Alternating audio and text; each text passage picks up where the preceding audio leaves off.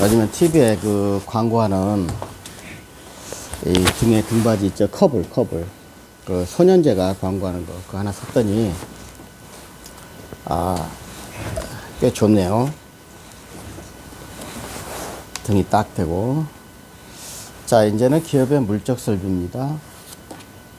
자, 기업을 하려고 그러면은, 이제는 그 일반 우리가 보통 회사를 생각해도 좋지만, 여기서는 일반 점포를 생각하면 돼요. 개인 상인이. 개인 상인과 회사가 있으니까, 뭐 여러분들도 편할 대로 생각하세요. 저는 이제 일반 점포를 생각할 겁니다. 뭐, 아까 말씀한 대로 은행을 생각해도 좋고요. 점포를 있어야 되겠죠. 영업소. 그 다음에 상호가 있어야 될 것이고, 크게 물적 설비에는, 그 다음에 명의 대리자의 책임, 이 상업 장부, 이렇게 있네요. 네 가지가. 크게 보면 그런데 영업소하고 상호입니다. 그 다음에 명의 대리자의 책임, 그 다음에 상업 장부 이런 거는 나중에 뭐 필요한 데도 있고 안 필요한 데도 있으니까. 점포가 있어야 되겠죠, 영업소. 회사가 커지면은 여러 가지 지점이 있어야 되고. 영업소는 달리 말하면 뭐예요? 지점을 말하는 거예요, 지점. 자, 영업소. 근데 회사가 그 점포가 하나밖에 없다. 그럼 그게 영업소죠. 여러 개 있으면 지점이고. 영업소는 계속성과 고정성이 있어야 되고요. 이동 매점은 영업소가 될 수 없어요. 고정성이 있어야 되고 계속해야 되고. 또 이게 자꾸 시험에 나오는데, 영업소는 영업활동의 중심이 되는 장소이므로 지휘감독 아래 기계적으로 제한된 사무를 처리하는 곳은 영업소가 아니에요. 그러니까 영업소는 또 본점 소재에서 등기할 사항은 반드시 지점 소재에서 등기해야 되는 거예요. 항상 그래요. 이거는 대표적인 거예요. 그냥 무조건 그래요. 대전제예요. 이거는. 그런데 아까 지배인 등기는 본점 또는 지배인이었죠. 유일하게 그 또는 나오는 거예요. 그 다음에 자, 영업소는 또 다음에 또 나오면 하고, 상호 간판이죠. 점포 식당 간판. 상호는 기업의 명칭이다. 문자로서 표시해야 되고 발음할 수 있어야 된다. 그렇죠. 상호에다가 막 샤프 표시 그것만 있으면 안 되는 거죠. 막 느낌표 이렇게 하면 안 되는 거예요. 뭐 발음할 수 있어야 되고, 기호나 도형으로만 해서는 안 된다. 지점의 상호는, 지점이 있다 그러면은 본점과의 종속 관계를 표현해야 되겠죠. 현대자동차 가양동 대리점 그렇게 해야 되는 것이죠. 상호, 그렇게 본점과 상호 선정. 상호 선정은 자유주의지만 일정한 부분 상호 선정에 제한하고 있다. 회사 상호는, 회사 상호와 개인 상호는 다르죠. 회사 상호에는 회사 종류를 표시해야 되는 거예요. 주식회사인지 유한회사인지 이렇게 쓰라는 얘기고. 그렇죠. 주식회사, 어디, 이렇게 쓰잖아요. 그렇게 종류를 표시하라는 거고. 개인 상인은 회사라는 걸 표현할 수 없는 거죠. 단일 상호를 사용해야 돼요. 회사에 수개의 영업을 하도 상호는 하나만 사용할 수 있고, 개인 상호는 수개의 독립된 영업에 대해 각기 다른 걸 사용할 수 있으나 동일한 영업에 하나로 사용한다. 이런 얘기죠. 간단히 말해서 개인 상인이, 회사 같은 경우는 상호를 하나만 하는 거예요. 회사는 하나, 개인은 여러 개. 그러니까 뭐냐면 회사는 크잖아요. 그러니까 상호는 하나 보고, 삼성만 쓰는 거잖아요. 간단히 말해서 삼성 하나 끝. 개인 상인은 내가 점포를 여기나 대고 저기다 해줘. 각각 상호를 사용할 수 있다 없다? 있다. 그러나 동일 영업을 하게 되면은 프랜차이즈처럼 할 때는 뭐야? 동일 상호를 사용한다. 끝. 누구든지 부정한 목적으로 타인의 영업으로 오인할 수 있는 상호를 하지 못한다. 부정, 오인. 그러니까 부정한 목적으로 오인할 수 있는 상호를 사용하지 말라는 얘기죠. 이거 또 나옵니다. 부정한 목적이나 오인할 수 있는 거 하지 못한다. 상호 등기. 항상 얘기하는 겁니다. 지금 우리가 하는 거는 개인 상인과 회사를 지금 보는 거예요. 개인 상인은 등기사항, 상호를 다 등기한 사람 어디 있어요? 일반적으로 할 때 그냥 쓰지. 회사는 반드시 등기해야 되는 거고. 아시겠죠? 상호권. 상호권이란 것은 상호에 대한 권리를 말하는 거예요. 그래서 그건 상호 사용권이 있고 상호 전용권이 있어요. 이거는 상호권은 등기하거나 말거나 발생하는 거예요. 등기 유무하고 상관이 없습니다. 상호를 사용하고 상호를 전용하는 거고. 그러나 이따 설명을 하겠습니다. 반드시 알아야 될 거는 등기 상호가 있고 미등기 상호가 있을 거 아니에요. 개인 상이라도 등기해 놓을 수가 있겠죠. 회사는 무조건 등기해 놔야 되고, 등기해 놓게 되면은 사전 등기 배척권이 있어요. 등기를 배척할 수 있는 권한이 있어요. 근데 미등기 상을 자기가 등기도 안 해서 남의 등기 배척권이 없다는 거예요. 알겠죠, 이거? 꼭 중요하셔요. 왜? 미등기하고 등기하고 그 차이가 하나만 딱 있어요. 그 외에는 없고. 자, 어쨌든 상호권은 상호를 사용할 권리, 상호를 전용할 권리. 그런 얘기입니다. 그러니까 상호용하든 사용하든 전용하든 전부 미등기, 등기 다 할 수 있다는 거예요. 그거 중요해요. 그러나 내가 등기해놨는데 남의 등기를 똑같이 상호를 똑같이 사용하면 등기 배척권이 있어요. 등기 상호에는. 미등기 상호에는 등기 배척권이 있다 없다? 없다. 이거만 아시면 돼요. 상호 전용권. 나만 쓸 수 있는 거 이제는. 상호는 다 사용할 수 있어. 미등기나. 그렇잖아요. 여러분 그래 안 그래요? 삼성, 현대 상호는 삼성, 현대 아니어도 막 사용하잖아요. 사용할 수 있어요. 그 다음에 상호 전용권. 나만 할 수 있는 거. 그 전용권이 있어요. 왜? 동일한이에요. 동일한이가 중요해요. 동일한 특광 시군에서는 동정영업으로 타인이 등기한 상호를 사용하는 자는 부정한 목적으로 추정되는 거단 말이에요. 부정 추정. 이따 알겠지만은 이 상호를 동일한 서울 특별시광, 그러니까 특광시광이라고 그래요.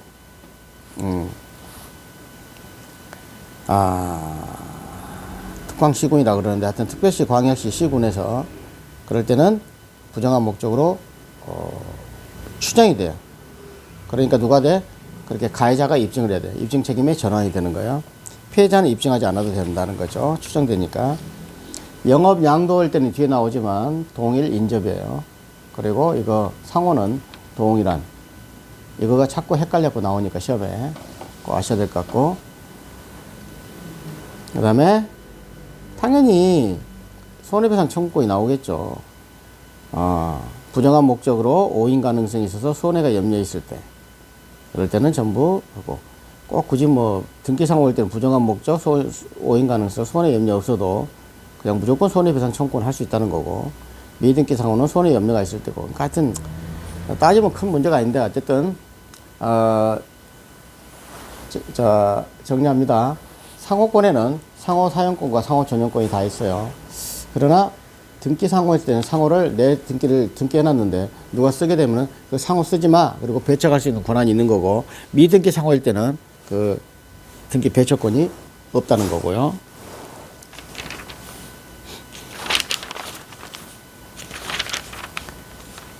많죠. 그 다음에 상호 가등기. 상호를 가등기에 넣을 수 있어요. 상호를 등기하는 게 아니고. 지금은 방금 말했지. 상호를 등기 말했죠. 등기. 잠깐만요. 상호를 자 그래서 등기하고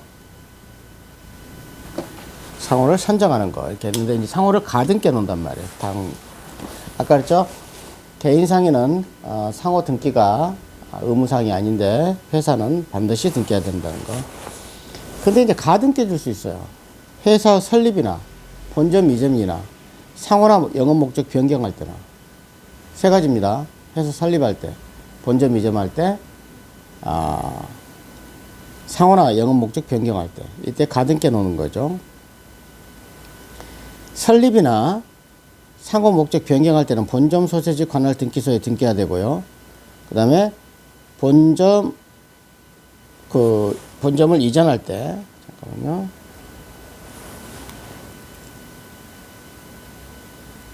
본점 이전할 때는 이전할 곳을 관할하는 등기소에 가등기 신청해야 된다는 얘기죠. 그러니까 뭐냐면, 회사를 설립하거나, 세 가지잖아요. 회사를 설립하거나, 본점을 이전하거나, 상호나 목적을 변경할 때, 가등기를 해놓는 거예요. 누가 남들이 미리서 등기를 치고 들어올수니까. 그런데 아까 말씀하셨듯이 설립할 때나 상호나 목적 변경할 때는 그 본점 소재지 등기소 관할에다가 가등기를 하라는 얘기고 장소를 이야기하는 겁니다. 근데 본점을 이전해 가요. 본점을 서울에서 부산으로 이전해 갑니다. 그럴 때는 어디다 등기하라? 이전할 곳. 부산 등기소에 하라는 얘기죠. 뭐 그런 얘기입니다. 회사 설립 전에 상호 가등기는 그러니까 회사 설립할 때 말하는 거예요. 가등기를 할 수 있는데 회사를 설립하기 전에 그러니까 설립 전에 가등기 해줄 수 있죠. 해줄 수 있는 거예요. 상호를 먼저. 이해하셨죠? 왜? 아직 지금 상호는 등기는 안 된 상태인데 가등기 놓는단 말이에요. 그럴 때는 주식회사, 유한회사, 유한책임회사 이 세 가지입니다. 유한책임회사는 2020년 8월에 개정됐다고 그래요. 원래 없었는데. 그러니까 유한책임회사, 유한회사, 유한자가 들어가잖아요. 그러니까 물적회사, 유한회사, 유한책임회사는 인적회사라고 합니다. 나도 뭔지 모르겠어요. 근데 유한책임, 유한회사, 주식회사 이거는 설립 전에도 할 수 있는 거고 다만 회사 설립에서는 상호 가등기는 다 할 수 있는 거죠. 설립하고 나서는 가등기는 그러면 가능한다는 얘기고 그 다음에 아까 말씀드렸지 진짜 아까 상호 전용권과 사용권은 미등기 등기 다 있다고 그랬어요. 이걸 정리 잘해야 됩니다. 그런데 상호를 전용권 했을 때 간단히 말해서 상호 폐지 청구권은 다 있다고 그랬어요. 아까 말했죠. 등기 미등기에서 차이점은 뭐라고 그랬어요? 등기 배척권만 차이가 있는 거예요. 등기에는 배척권을 할 수 있고 미등기는 자기가 등기도 안 해놨는데 남의 등기 그러니까 이해를 하시면 되잖아요. 자기가 등기도 안 해놨는데 남이 등기한다고 배척할 수 없잖아. 그러니까 그 대신 사용 폐지 청구권 그 다음에 등기 배제 청구권 나오는 좀 손해배상 청구권 다 있겠죠. 이런 거는 그런 얘기입니다. 자 빨리 설명할게요. 상호 상호 폐지 청구권은 있다. 그 다음에 손해배상 청구권도 있다. 등기에 관계없이 있다. 그러나 등기 배제 청구권은 뭐만 있다? 등기자한테만 있다. 이거를 꼭 아셔야 되겠습니다. 이걸 좀 내가 더 정리를 해 놓을까? 하여간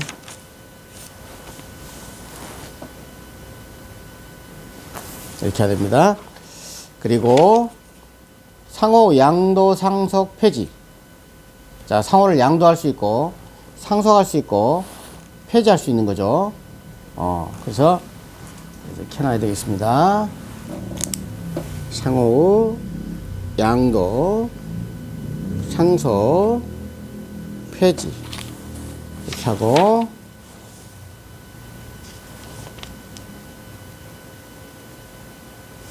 자 상호 양도는 원칙적으로 영업과 함께 양도하는 경우에 하나여 인동한다. 무슨 말이냐면은 점포를 남한테 양도할 때 간판만 떼가지 말고 영업하고 함께 양도하라는 얘기죠. 상호를 이해하셨죠? 그게 원칙. 그래서 분리양도는 허용되지 않는 것입니다. 그러나 다만 영업을 폐지한 경우에는 상업과 분리하여 양도할 수 있다는 얘기죠. 간단한 거 간단하죠. 그대로 일단 나중에 영업 양도 나옵니다만은 그대로 남한테 가게를 넘겼어요. 양도했어요. 그때 상호도 놓고 그 영업 인적 물적 시설 전부 놓고 가라는 얘기죠. 그게 정상이고. 근데 영업을 폐지해버렸어. 그럼 상호권만 양도할 수 있잖아요. 분리양도할 수 있잖아요. 이해 가시죠? 그런 얘기고. 이때 영업의 폐지란 말은 사실상의 영업을 중단하는 것 말이에요. 영업 폐지라는 거는 사실상 영업 중단. 자, 사실상 중단을 말해요. 폐업 신고 아니에요. 그러니까 항상 얘기했잖아요. 청산 등기가 중요한 게 아니고 청산 사무 종결 시에 모든 거 중단된다고 그랬죠. 회사 청산이 될 때 똑같아요. 여기서도 폐업 신고했다 끝난 게 아니에요. 어떻게 돼? 사실상 영업을 중단할 때 그런 얘기고. 상속 등기상호 미등기상호 불문하고 상호는 상속할 수 있는 것이고. 폐지 등기한 자가요. 등기한 자가 2년간 상호를 사용하지 않을 때는 상호는 폐지된 걸로 본다는 얘기죠. 2년입니다. 등기상호 아, 미등 깼는데, 안에, 이거 하나만은 얘기죠. 미등 낀데 뭐 폐지고 나발이고 어디 있어요. 자, 변호사는 상인이 아니기 때문에 상호에 해당하지 않죠. 변호사, 우리 이 공부하는 법무사는 상인이 아닙니다. 겉으로만 상인이 아니죠. 근데 속으로는 상인이죠. 왜? 영리성을 목적으로 하니까. 그래서 제가 참 법무사나 하는 게 좋다고 생각합니다. 실제로는 영리성인데 돈을 쫓아가는데 겉으로는 전문 자격사로서 법률가로서 딱 하는 거죠. 참 좋은 직업인 것 같아요. 여기까지 이제 마저 하겠습니다. 또 엄청나게 중요한 거 명의 대여자의 책임. 자, 명의 대여, 이 공인중개사 사무실이든 법무사 사무실이든 명의 대여자가 엄청 많죠. 실제로 엄청 많습니다. 그 명의 대여자의 책임. 이야기합니다. 타인에게 자기 성명상호를 사용해서 영업을 하기를 허락한 자 자기 영업적으로 연대하여 변대 책임이 있다. 연대하여 변대 책임이 있다. 그 말은 명의 차용자하고 명의 대여자가 연대 책임이라 부진적 연대 책임입니다. 간단히 해서 상법은 민법은 분할 책임이 원칙이고 상법은 연대 책임 원칙인데 그것도 대부분 부진적 연대 책임이죠. 개별적으로 전부 주관적 공동관계가 없는 거니까. 그리고 명의 대여자는 상인에 한정되지 않고 명의 차용자는 상인이어야 되겠죠. 명의를 가져가는 사람은. 그 다음에 또 이거 명의 대여자 책임은 부진적 연대 책임이기도 하면서 사용자 책임도 성립됩니다. 써놔야 되겠네요. 민법이 다 준용이 돼요. 지금 이렇게. 사용자 책임 알죠? 사용자, 명의 대여자가 부진적 연대 책임이면서 사용자 책임지는 거예요. 남한테 자기 자격증을 빌려주면은 연대 책임을 지면서 사용자 책임도 진다. 부진적 연대 책임 빌려주지 말아야 되겠죠. 자, 요건, 외관이 존재하는 겁니다. 근데 여기서 알아야 될 거는 영업소하고 대리점이 있어요. 영업소는 지점이죠. 그러니까 본점과 동일성이 인정되고, 대리점 있잖아요. 그건 전부 대리상이라 그래가지고 독립성이 인정되는 거예요. 그러니까 본점하고 동일하지 않죠. 그래서 간단히 말해서 영업소에서는 명의 대여자 책임을 물을 수가 있고, 이 가시죠? 영업소는 동일성이 있으니까. 그런데 대리점은 명의 대여자 책임을 물을 수가 없다. 상인 자격, 명의 차용자는 상인이어야 되지만 가만히 하겠습니다. 명의 대여자는 상인이 아니어도 무방하죠. 내가 빌려주는 거. 빌려가서 자기가 장사하려고 그러는 거잖아요. 그래서 차용자는 상인이어야 되고 그 다음에 대여자는 상인이 아니어도 된다. 그래서 명의 차용자의 영업은 상인이 아니어도 된다. 그런 얘기고, 그 다음에 명의 대여자는 부진적 연대 책임을 지는 거고, 그 다음에 외관 부여, 전화 등을 수의 사용하도 명의 사용 허락이라고 볼 수 있다. 그런 얘기고, 선이 상대방에게는 선이 무중과실이 한다는 거고, 우리 실장님이 나가셔가지고 또 잠깐 누가 왔는데 그냥 보내놓고 지금 빨리 하겠습니다. 자, 적용 범위가 중요한 겁니다. 이게 적용 범위. 명의 대여자 책임에는 딱 두 가지를 반드시 알아야 될 것입니다. 요거를 할까? 그렇죠. 이걸 표시를 좀 해야 되겠습니다.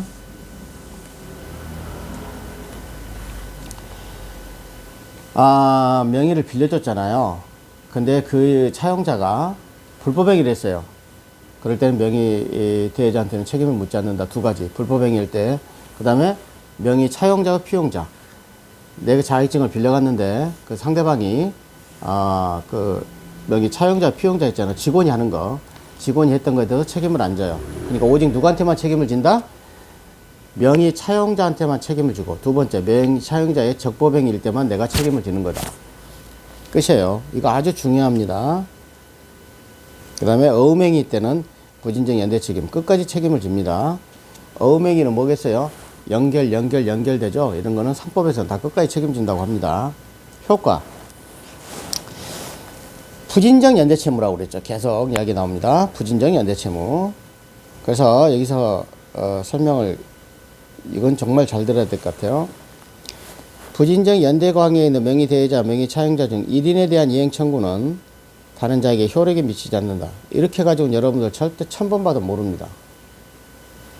여기서 줄 걸 어디에 줄 거예요? 좀 죄송한 얘기인데 선생님이 이걸 설명을 못 하시더라고요.